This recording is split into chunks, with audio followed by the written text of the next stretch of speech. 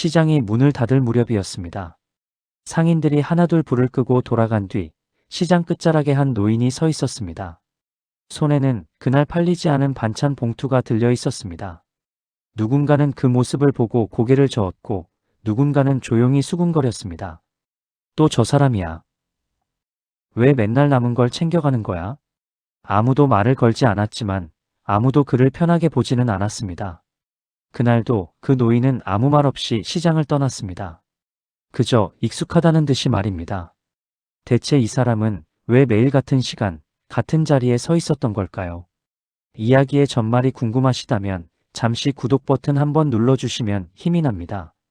이 채널은 평범해 보이는 사람들 속에 숨겨진 조용한 인생 이야기를 전해드리고 있습니다.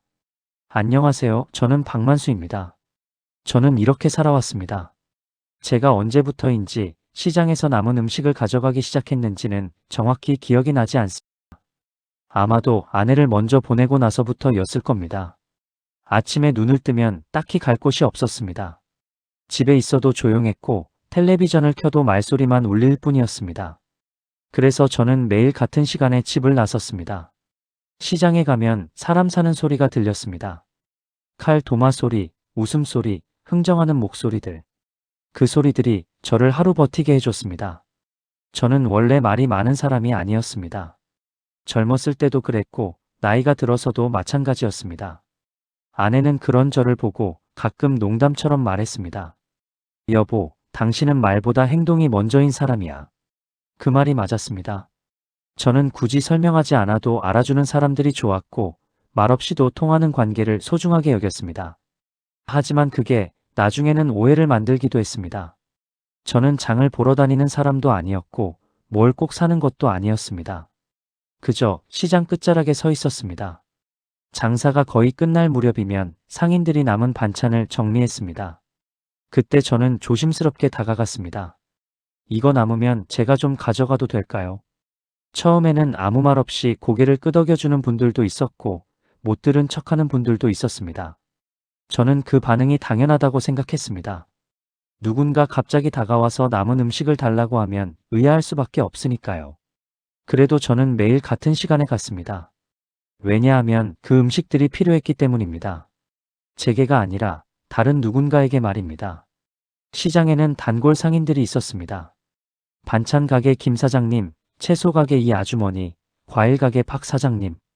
저는 그분들의 이름을 다 알았지만 그분들은 제 이름을 몰랐습니다. 그냥 아저씨라고 불렀습니다. 그것도 나쁘지 않았습니다. 저는 원래 눈에 띄는 걸 좋아하지 않았으니까요. 하지만 날이 갈수록 사람들의 시선이 달라졌습니다. 저 노인 매일 와서 남은 것만 챙겨가. 혹시 팔아먹는 거 아니야? 왜 맨날 저러고 다녀?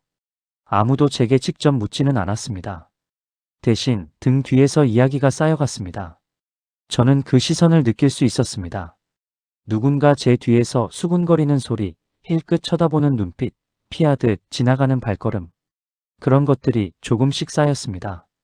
어느 날은 젊은 남자가 저를 막아섰습니다. 아저씨, 여기서 뭐 하세요? 그 말투에는 의심이 섞여 있었습니다. 저는 잠깐 멈칫했지만 대답했습니다. 음식 좀 얻어가려고요. 왜요? 돈이 없으세요? 저는 그 질문에 답하지 못했습니다. 사실 돈이 없는 건 아니었습니다. 연금이 있었고 아내가 남긴 적금도 있었습니다. 하지만 그걸 어떻게 설명해야 할지 몰랐습니다. 그래서 그냥 네라고만 대답했습니다.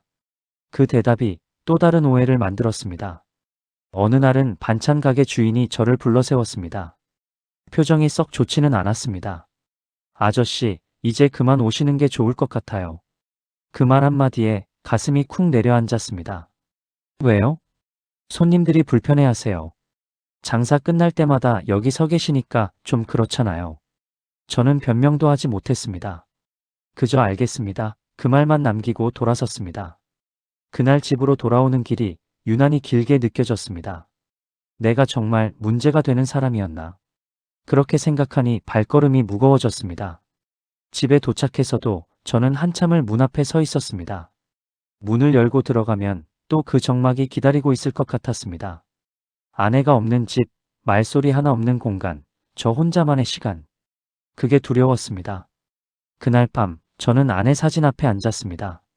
여보, 내가 뭘 잘못한 걸까? 물론 대답은 없었습니다.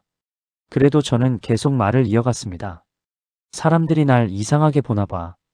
나도 모르게 민폐를 끼친 건가? 아내라면 뭐라고 했을까요? 아마도 이렇게 말했을 겁니다. 당신은 잘못한 게 없어요. 그냥 사람들이 아직 모를 뿐이에요. 며칠간 저는 시장에 가지 않았습니다. 대신 집에만 있었습니다. 그런데 이상하게도 시간이 더 느리게 흘렀습니다. 아침이 되어도 일어날 이유가 없었고 점심때가 되어도 밥을 챙겨 먹지 않았습니다. 그냥 하루가 그렇게 지나갔습니다. 아내가 떠난 뒤로 저는 혼자 사는 법을 배워야 했습니다. 밥 짓는 것, 빨래하는 것, 청소하는 것. 그런 것들이 처음에는 너무 어려웠습니다. 아내는 늘 알아서 해줬으니까요. 하지만 시간이 지나면서 조금씩 익숙해졌습니다. 그래도 적응이 안 되는 게 하나 있었습니다. 바로 혼자 밥 먹는 것이었습니다. 밥상을 차리고 앉으면 맞은편 자리가 너무 텅 비어 보였습니다. 그래서 저는 가끔 아내 몫도 함께 차렸습니다. 국 한 그릇, 반찬 한두 가지. 물론 아내는 먹지 않았지만 그래도 그렇게 하면 조금 덜 외로웠습니다. 하지만 며칠 뒤 또다시 발길이 시장으로 향했습니다. 이유는 하나였습니다. 집에만 있으면 아내 생각이 더 났기 때문입니다. 그날은 비가 조금 내리던 날이었습니다. 시장 골목이 한산했고 사람도 많지 않았습니다. 그때 채소 가게 아주머니가 제게 말을 걸었습니다. 아저씨, 이거 상했으니까 그냥 가져가세요. 그 말이 괜히 마음을 울렸습니다. 고맙습니다. 괜찮아요. 어차피 버릴 건데. 아주머니는 웃으며 봉투를 건넸습니다. 그 웃음이 참 따뜻했습니다. 저는 그날 처음으로 시장에서 누군가의 따뜻함을 느꼈습니다. 집으로 가는 길에 저는 그 봉투를 꼭 안고 걸었습니다. 비가 조금씩 내렸지만 그다지 춥지 않았습니다. 마음이 따뜻해서였을까요? 그날 저녁 저는 그 채소로 국을 끓였습니다. 아내가 자주 끓이던 방식대로 천천히 정성스럽게 국물을 한 숟갈 떠서 맛을 보았습니다. 여보, 맛이 괜찮은가 모르겠네. 물론 대답은 없었지만 저는 혼자 고개를 끄덕였습니다. 제가 이렇게 남은 음식을 모아온 데에는 이유가 있었습니다. 저는 그 음식을 집으로 가져가지 않았습니다. 시장 뒤쪽 작은 골목 안쪽에 허름한 공간이 하나 있었습니다. 예전에 아내와 함께 시작한 곳이었습니다. 무료로 밥을 나누던 곳이었습니다. 처음에는 동네 어르신 몇 분이 전부였고 그 다음에는 노숙하시는 분들도 하나둘 늘어났습니다. 아내는 늘 말했습니다. 여보, 우리가 많이 가진 건 없어도 밥 한 끼는 나눌 수 있잖아. 그 말이 참 좋았습니다. 아내는 원래 그런 사람이었습니다. 누군가 힘들어하면 그냥 지나치지 못하는 사람. 길에서 할머니가 무거운 짐을 들고 계시면 먼저 다가가서 도와드리는 사람. 겨울에 노숙인을 보면 집에서 담요를 가져와서 건네는 사람. 저는 그런 아내가 참 대단하다고 생각했습니다. 그리고 조금은 부끄럽기도 했습니다. 저는 그렇게 먼저 나서는 사람이 아니었으니까요. 어느 날 아내가 말했습니다. 여보, 우리 밥을 나눠주면 어때요? 밥을요? 네, 배고픈 사람들한테요. 저는 잠깐 망설였습니다. 우리도 형편이 넉넉한 건 아닌데.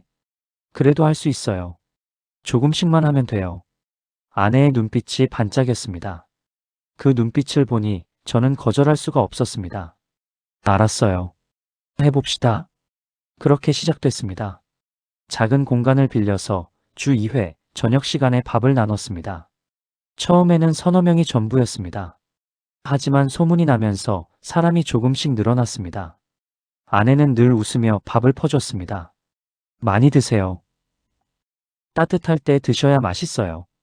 그 말 한마디 한마디에 사람들이 고개를 숙였습니다. 고맙습니다. 잘 먹겠습니다. 그 순간들이 저는 참 좋았습니다. 하지만 아내는 그곳에서 쓰러졌습니다. 그날도 밥을 퍼주다가 그대로 주저앉았습니다. 여보, 괜찮아요? 저는 급히 달려갔지만 아내는 이미 의식을 잃은 상태였습니다. 병원으로 실려갔고 의사는 과로라고 했습니다. 몸이 많이 지쳐 있습니다. 무리하신 것 같은데요.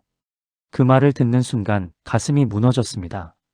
내가 말렸어야 했는데, 내가 더 챙겨야 했는데, 그런 생각만 머릿속을 맴돌았습니다. 아내는 일주일 동안 병원에 있었습니다. 저는 매일 병원에 갔습니다. 아내 옆에 앉아서 손을 잡고 있었습니다. 여보, 괜찮아질 거예요. 조금만 기다려요. 하지만 아내는 점점 약해졌습니다. 말도 잘하지 못했고 밥도 제대로 먹지 못했습니다. 일주일째 되던 날 아내가 작은 목소리로 말했습니다. 여보. 네, 여보. 말해요. 밥 계속 나눠줘요. 무슨 소리예요? 당신이 나아야죠. 약속해요, 꼭. 그게 아내의 마지막 말이었습니다. 그날 밤 아내는 조용히 눈을 감았습니다. 저는 그 손을 놓을 수가 없었습니다. 아직 따뜻한 손이었으니까요. 그 이후로 아내는 돌아오지 못했습니다. 그 공간은 문을 닫았고 저는 혼자 남았습니다. 장례를 치르고 집으로 돌아왔을 때 모든 게 멈춘 것 같았습니다. 시간도 소리도 모든 것이. 저는 며칠 동안 아무것도 하지 못했습니다. 밥도 먹지 않았고 씻지도 않았습니다. 그냥 아내 사진 앞에 앉아 있었습니다. 여보, 나 어떻게 살아요? 대답은 없었습니다. 하지만 가만히 생각해 보니 아내의 목소리가 들리는 것 같았습니다. 여보, 약속했잖아요. 맞습니다. 저는 약속했습니다. 밥을 계속 나눠주겠다고. 그래서 그만둘 수는 없었습니다. 아내와 약속했으니까요. 그래서 저는 다시 시작했습니다. 혼자서 조용히. 처음에는 모든 게 서툴렀습니다. 밥을 짓는 것도, 반찬을 준비하는 것도. 아내가 하던 방식을 떠올리며 하나씩 해나갔습니다. 시장에서 남은 음식을 얻어오고 그걸로 간단한 반찬을 만들었습니다. 많은 사람을 먹일 수는 없었지만 몇 명이라도 배불리 먹일 수 있었습니다. 처음 밥을 나눴던 날 한 노인이 말했습니다. 아주머니는 어디 가셨어요? 저는 잠깐 말문이 막혔습니다. 돌아가셨습니다. 아, 그러셨구나. 그럼 아저씨 혼자 하시는 거예요? 네. 고맙습니다. 정말 고맙습니다. 그 말에 눈물이 날 뻔했습니다. 하지만 참았습니다. 아내라면 웃으면서 했을 테니까요. 그렇게 저는 매일 시장에 갔고 남은 음식을 얻어왔습니다. 사람들의 시선은 신경 쓰지 않으려고 했습니다. 중요한 건 약속을 지키는 것이었으니까요. 어느 날 시장에 경찰이 왔습니다. 누군가 저를 신고한 것이었습니다. 도둑질을 한다, 수상한 노인이다. 그 말들이 공중에 떠다녔습니다. 저는 그날 처음으로 아무 말도 하지 못하고 서 있었습니다. 경찰이 물었습니다. 어르신, 여기서 뭐 하세요? 음식을 얻어가는 겁니다. 왜요? 필요한 사람들한테 나눠주려고요. 어디서요? 저는 그 공간의 주소를 말했습니다. 경찰은 고개를 끄덕이며 적었습니다. 확인 좀 해봐야겠습니다. 같이 가시죠.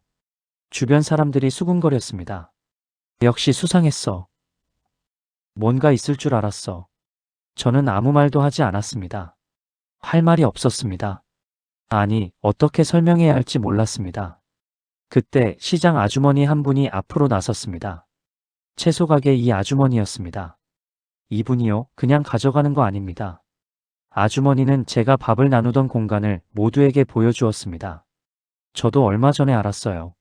우연히 지나가다가 봤는데 이분이 여기서 매일 밥을 나눠주고 계셨더라고요. 사람들이 그 공간으로 모여들었습니다. 그곳에는 식탁과 낡은 그릇들, 그리고 손때 묻은 앞치마가 있었습니다. 벽에는 아내가 써놓은 글씨가 남아 있었습니다. 따뜻한 밥 한 끼 함께 나눠요. 사람들은 그제야 조용해졌습니다. 경찰도 아무 말 없이 고개를 끄덕였습니다. 어르신, 이런 일을 하고 계셨군요. 네. 훌륭하십니다. 죄송합니다. 오해가 있었던 것 같습니다. 경찰은 고개를 숙였습니다. 주변 사람들도 하나둘 고개를 숙였습니다. 누군가 작은 목소리로 말했습니다. 미안합니다, 아저씨. 그 말에 저는 처음으로 울컥했습니다. 그날 이후 시장은 달라졌습니다. 상인들이 먼저 봉투를 챙겨주었고 어떤 날은 밥을 함께 나르기도 했습니다. 아저씨, 오늘은 제가 도와드릴게요. 괜찮습니다. 아니에요, 저도 거들고 싶어요. 젊은 청년이 봉투를 들어주었습니다. 채소 가게 아주머니는 매주 신선한 채소를 따로 챙겨주었습니다. 아저씨, 이거 드세요. 오늘 좋은 거 들어왔어요. 고맙습니다. 당연한 거예요. 반찬 가게 사장님도 태도가 달라졌습니다. 아저씨, 저번에는 제가 잘못했습니다. 아닙니다. 아니에요. 제가 오해했어요. 앞으로는 제가 먼저 챙겨드릴게요. 사람들의 따뜻함이 조금씩 느껴졌습니다. 어느 날 한 젊은 여자가 저를 찾아왔습니다. 아저씨, 저도 도와드릴 수 있을까요? 도와준다니요? 밥 나누는 거요. 저도 함께하고 싶어요. 저는 잠깐 놀랐습니다. 왜요? 제가 예전에 힘들 때 누군가 밥을 나눠줬어요. 그때 정말 고마웠거든요. 이제는 제가 나눠주고 싶어요. 그 말에 가슴이 뭉클했습니다. 그럼 함께해요. 그렇게 사람이 하나둘 늘어났습니다. 대학생도 왔고, 주부도 왔고, 퇴직한 선생님도 왔습니다. 모두들 자기만의 이유가 있었습니다. 어떤 이는 외로움을 달래기 위해, 어떤 이는 보람을 느끼기 위해, 어떤 이는 그저 누군가를 돕고 싶어서. 이유는 달랐지만 마음은 같았습니다. 그날 밤, 저는 아내 사진 앞에 앉았습니다. 여보, 사람들이 많이 도와주네요. 물론 대답은 없었지만 아내가 웃고 있는 것 같았습니다. 당신이 시작한 일이 이렇게 커졌어요. 보고 있죠? 저는 아내가 자주 입던 앞치마를 꺼냈습니다. 손때가 묻어 있고 얼룩도 남아 있었습니다. 하지만 그게 좋았습니다. 아내의 흔적이 남아 있으니까요. 저는 그 앞치마를 한참 바라보다가 조심스럽게 접어서 다시 넣었습니다. 여보, 나 잘하고 있는 거 맞죠? 바람이 창문을 살짝 흔들었습니다. 그게 답인 것 같았습니다. 겨울이 왔습니다. 날씨가 추워지면서 밥을 찾는 사람들이 더 늘어났습니다. 노숙하는 분들, 홀로 사시는 어르신들, 끼니를 거르는 학생들. 모두들 추운 겨울을 버티기 위해 이곳을 찾았습니다. 저희는 따뜻한 국을 끓였습니다. 된장찌개, 김치찌개, 미역국. 아내가 자주 끓이던 것들이었습니다. 많이 드세요. 따뜻할 때 드셔야 해요. 저는 아내가 하던 말을 그대로 했습니다. 사람들이 고개를 숙였습니다. 고맙습니다. 잘 먹겠습니다. 그 말을 들을 때마다 제 가슴이 따뜻해졌습니다. 어느 날 한 노숙인 분이 말했습니다. 아저씨, 이거 먹고 추위를 이겨냈어요. 정말 고마워요. 건강하세요. 아프지 말고요. 네, 아저씨도요. 그분의 얼굴에 미소가 번졌습니다. 오랜만에 보는 미소였을 겁니다. 이제 시장 사람들은 저를 다르게 봤습니다. 만수 씨, 오늘은 뭐가 필요해요? 채소 좀 주시면 좋겠습니다. 알았어요. 이것도 가져가세요. 상인들이 먼저 챙겨주었습니다. 어떤 날은 쌀을 주고 어떤 날은 고기를 주었습니다. 이거 팔다 남은 건데 가져가세요. 너무 많이 주시는데요. 괜찮아요. 좋은 일에 쓰이는 거잖아요. 시장이 하나의 공동체가 된 것 같았습니다. 모두가 조금씩 나누고 함께 돕는 곳. 그게 참 좋았습니다. 어느 날 시장 상인회에서 저를 찾았습니다. 만수 씨, 우리가 좀 도와드리고 싶은데요. 도와주신다니요? 네, 매달 조금씩이지만 후원금을 모아서 드리려고요. 저는 깜짝 놀랐습니다. 아닙니다. 그렇게까지 하실 필요는. 아니에요. 우리가 하고 싶은 거예요. 상인회장님이 웃으며 말했습니다. 그날 저는 사람들의 마음이 얼마나 따뜻한지 다시 한번 느꼈습니다. 어느 날 한 청년이 밥을 먹으러 왔습니다. 처음 보는 얼굴이었습니다. 어서 오세요. 많이 드세요. 청년은 고개를 숙이고 밥을 먹었습니다. 말없이 빠르게. 배가 많이 고팠나 봅니다. 밥을 다 먹은 뒤 청년이 조심스럽게 말했습니다. 저 며칠 굶었어요. 그랬구나. 힘들었겠네. 고시원비도 밀렸고 알바도 잘렸어요. 청년의 목소리가 떨렸습니다. 죽고 싶었어요. 저는 가만히 청년을 바라봤습니다. 하지만 여기 와서 밥을 먹으니까 조금 살 것 같아요. 그래요. 천천히 가요. 급할 거 없어요. 고맙습니다. 청년이 눈물을 흘렸습니다. 저는 아무 말 하지 않고 그저 옆에 앉아 있었습니다. 때로는 말보다 침묵이 더 위로가 되니까요. 그 뒤로 청년은 자주 왔습니다. 처음에는 밥만 먹고 갔지만 나중에는 설거지를 도와주기 시작했습니다. 제가 할게요. 괜찮아요. 아니에요. 제가 하고 싶어요. 청년의 표정이 조금씩 밝아졌습니다. 봄이 왔습니다. 겨울을 버틴 사람들이 하나둘 자리를 털고 일어났습니다. 일자리를 찾고 새로운 시작을 준비했습니다. 그 청년도 마찬가지였습니다. 아저씨, 저 취직했어요. 그래? 축하해요. 다 아저씨 덕분이에요. 밥 먹고 힘을 냈어요. 자네가 잘한 거지. 아니에요. 정말 고마워요. 청년이 깊이 고개를 숙였습니다. 나중에 제가 성공하면 꼭 보답할게요. 그럴 필요 없어요. 자네가 잘 살면 그게 보답이에요. 청년이 웃으며 떠났습니다. 저는 그 뒷모습을 한참 바라봤습니다. 아내도 저렇게 누군가를 보내며 기뻐했을 겁니다. 여보, 또 한 명이 일어났어요. 마음속으로 말했습니다. 시간이 흐르면서 작은 기적 같은 일들이 생겼습니다. 예전에 밥을 먹던 분이 다시 찾아와서 후원금을 내기도 했습니다.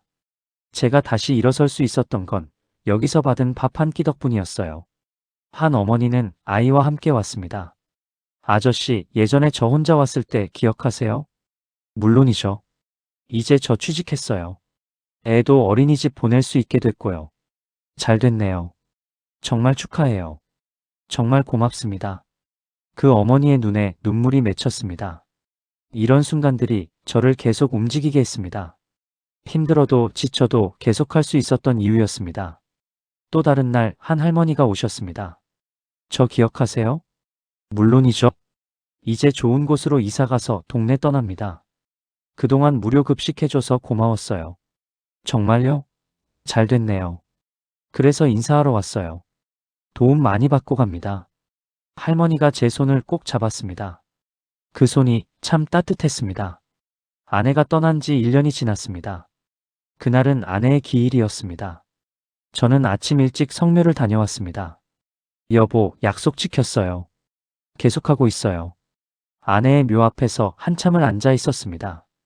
바람이 불었습니다. 따뜻한 바람이었습니다. 잘하고 있어요. 아내의 목소리가 들리는 것 같았습니다. 그날 저녁 저는 평소보다 더 정성껏 밥을 준비했습니다. 아내가 좋아하던 메뉴로. 사람들이 모여들었습니다. 오늘은 특별한 날이에요. 무슨 날인데요? 제 아내 기일이에요. 모두들 조용해졌습니다. 아내가 시작한 일이에요. 그래서 오늘은 아내가 좋아하던 음식을 준비했어요. 고맙습니다, 아저씨. 아니에요. 제가 더 고마워요. 그날 모두들 조용히 밥을 먹었습니다. 그리고 함께 묵념했습니다. 아내를 위해서.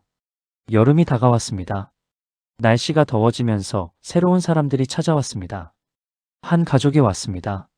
아버지, 어머니, 이모 그리고 어린 두 아이. 여기가 무료 급식소라고 들었는데요. 네, 맞아요. 어서 오세요. 가족은 조심스럽게 자리에 앉았습니다. 아이들은 배가 고팠는지 눈이 반짝였습니다. 많이 드세요. 밥을 나눠주자 아이들이 행복하게 먹었습니다. 부모님은 그 모습을 보며 눈물을 흘렸습니다. 죄송합니다. 아이들한테 밥도 제대로 못 해줘서. 저는 고개를 저었습니다. 아니에요. 누구나 힘든 시기가 있어요. 그 가족은 그 뒤로도 자주 찾아왔고 한 달쯤 뒤 아버지가 말했습니다. 아저씨, 저 일자리 구했어요. 그 말을 듣는 순간 괜히 제 마음이 더 벅차올랐습니다. 이제 이곳은 혼자 하는 공간이 아니었습니다. 대학생 자원봉사자들, 퇴직한 선생님들, 주부들까지 함께 했습니다.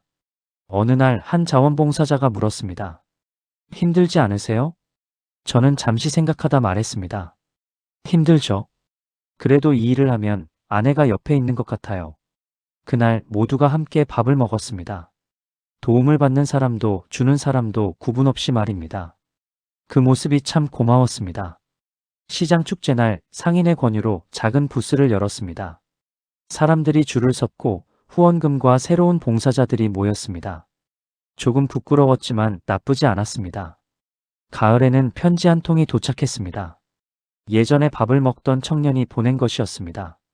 아저씨가 주신 밥 한 끼가 저를 살렸어요. 그 문장을 읽으며 저는 한참을 울었습니다. 두 번째 겨울, 눈이 많이 오던 날에도 저는 그곳으로 갔습니다. 이미 몇 명이 기다리고 있었습니다. 올 줄 알았어요. 그날 우리는 눈을 바라보며 따뜻한 국을 먹었습니다. 집에 돌아와 아내 사진 앞에 앉았습니다. 여보, 오늘도 무사히 마쳤어요. 바람에 창문이 흔들렸고 저는 아내가 웃고 있는 것 같았습니다. 지금은 이곳이 신문에도 소개되고 매일 운영되고 있습니다. 하지만 저는 여전히 말이 많지 않습니다. 그저 묵묵히 밥을 나눌 뿐입니다. 사람들은 이제 수군거리지 않습니다. 오늘도 고생 많으세요. 그 말이 참 고맙습니다. 매일 같은 시간, 시장 끝자락. 이제 제 손에 들린 봉투는 누군가에게 작은 희망이 되고 있습니다.